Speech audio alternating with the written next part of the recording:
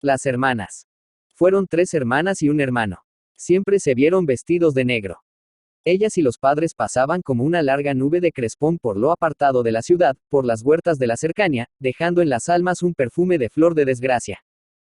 El primer luto que nos pusieron, hablaronse una tarde las 2 hermanas mayores, fue por tío Ricardo, que vive en nuestra casa. ¿Te acuerdas? Sí que me acuerdo. Era alto y rubio, como nuestro padre. Llevaba lentes, y cuando se los quitaba para limpiarlos con un trocito de guante de la abuelita le mirábamos mucho los ojos y le decíamos si tenía sueño. ¿Verdad? Y tenía ojos muy hermosos, verdes, muy tristes, así como gotas de estanque con luna. No hemos sabido nunca su muerte. Si no estuvo enfermo.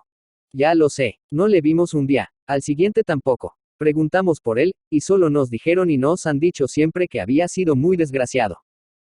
La abuelita no lloró. No lloraba nunca. Lloraba, pero sin oírsele. ¿No te acuerdas de ella?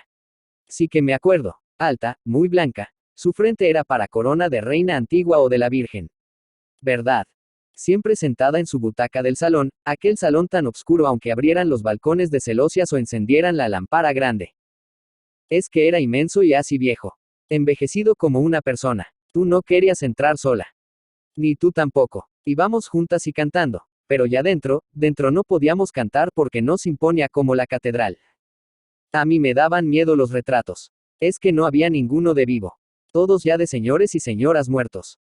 De nuestra familia. Hermanos, hijos de los abuelos, ya ves, de nuestra familia. Y los mirábamos y nos decíamos. Son nuestros, y nunca los hemos visto ni los veremos.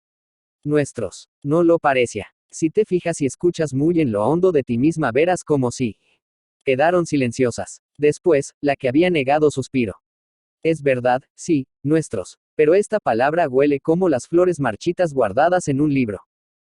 La abuelita sí que no tenía miedo. Delante de su butaca pusieron el retrato de tío Ricardo. Lo miraba mucho tiempo, diciendo, hijo mío, pobre hijo mío. Nosotras la oíamos desde la habitación de los juguetes, que estaba al lado. Y una tarde que nevaba, cuando pasó Cofa a encender luz, la encontró muerta, torcida hacia el lado izquierdo. Nosotras entramos, y la tocamos y la besamos. Parecía viva, pero muy triste, muy triste. Le enjugamos los ojos. Ya ves si lloraba. Entonces nos marchamos a aquella finca nuestra tan grande, de techos de iglesia, que tenía un bosque muy negro como los de esos castillos que pintan. Y al poco tiempo volvimos a la ciudad.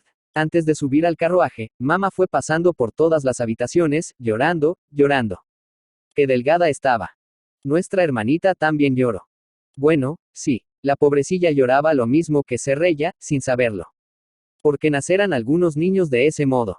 Enfermos, lisiaditos. Tenía una piernecita corta, retorcida y podrida, y todos los meses le abrían la cadera y le quemaban las llagas. Qué boca tan blanca y tan seca siempre. Pues y la mirada. Mirada de niño que se muere pronto, padeciendo siempre. Nuestros padres, qué desventurados. Después murió mamá. No la vimos morir, nos separaron de ella. Muerta la besamos, y era como esas santas que dicen las historias que dejan fragancia. Kov, el pobre ruso, nos llevaba a paseo por los campos. ¿Y te acuerdas de una tarde que voló un cuervo, muy despacio, encima de nosotras? Kov lo ahuyentó con su bastón y con piedras. ¿Lo habéis visto? Nos dijo temblando. Yo oigo siempre un chirrido de alas viejas de otro cuervo más grande, más negro, sus alas son enormes, y hacen noche en la mañana. Oh, el pobre Kov. Vamos a verle. Y fueron las doncellas a otra estancia.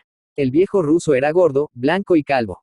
Vestía un gabán recio y oscuro y calzaba alpargatas. Acostado sobre un vetusto mueble, fumaba envolviéndose en nieblas azules de olor penetrante. Oh princesitas, exclamó, alzándose. Ya vino Pablo. Hablaba del hermano. Habían sido familia venida de árbol opulento, pero formóse ya en la declinación de la aventura y sufrió rigores de suerte. Para mejorarla estuvo el padre en Varsovia, donde abuelos suyos dejaron hacienda y amistades. Mas fue también desgraciado en Varsovia. Kov acompañó al señor en su regreso. Kov, un solitario, a ley de Mujik, desciugado por la hidalguía castellana, y que pasó de siervo en las soledades a confidente en el hogar y custodio de los hijos. Asistió a todos los quebrantos y dolor de las muertes. Fue la postrera la del Señor. Le cercaban los hijos y Kov. Pablo, que tenía asida una mano del padre, sintió romperse entre sus dedos el pulso satísimo. Y todo el cuerpo del padre se derrumbó en el lecho, inclinando levemente la cabeza. Transidas, aterradas, lo miraban las hijas. Pablo las atrajo a sus brazos, las besó.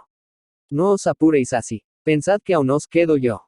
Kof pudo apartarlas y al salir besó los pies y las manos del muerto. Oh, un cuervo gigantesco había hundido sus garras en el corazón de los señores, y sus alas nublaban sus frentes. Asterisco asterisco asterisco. Pablo llegó tarde.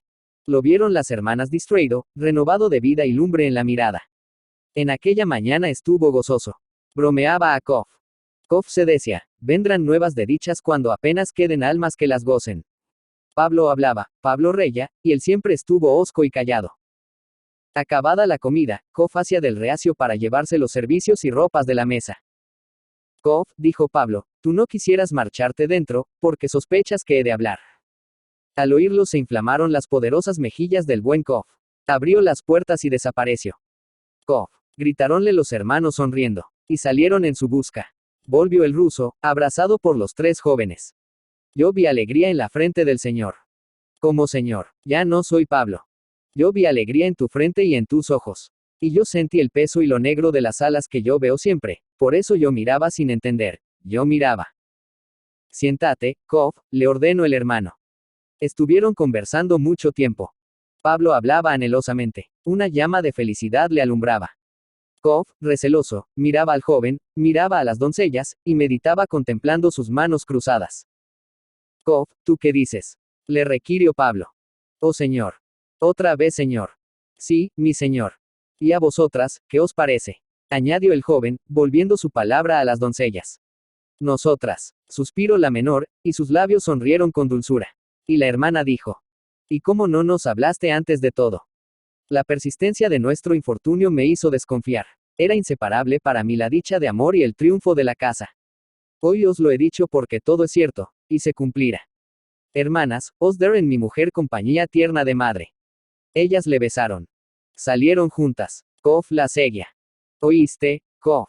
¿Qué dices tú de Pablo y de su casamiento? Oh princesitas, princesitas mías. Asterisco asterisco asterisco. Se harían las bodas sin fiestas ni anuncios por recogimiento de luto. Kof hubo de viajar para negocios de Pablo. Y tornó días antes de la ceremonia. ¿Ya conocéis a vuestra hermana?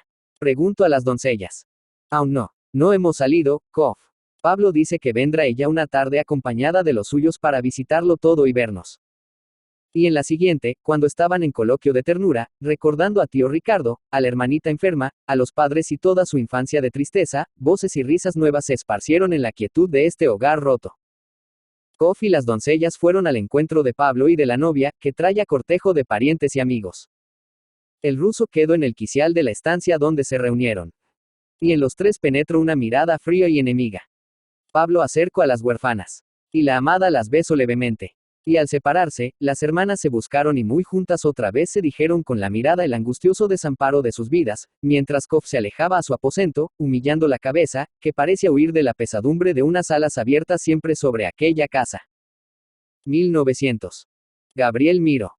Gabriel Miró Ferrer, Alicante, 28 de julio de 1879, Madrid, 27 de mayo de 1931, fue un escritor español, encuadrado habitualmente en la llamada generación del 14 o el novecentismo. En 1911 le nombraron cronista de la provincia de Alicante. Desde 1914 anduvo empleado en la Diputación de Barcelona, donde se traslada a vivir. Allí dirigió una enciclopedia sagrada para la editorial catalana Bechy y Ramos, proyecto que no se llegó a concluir pero que le satisfizo íntimamente, y entre 1914 y 1920 colaboró en la prensa barcelonesa, Diario de Barcelona, La Vanguardia y La Publicidad.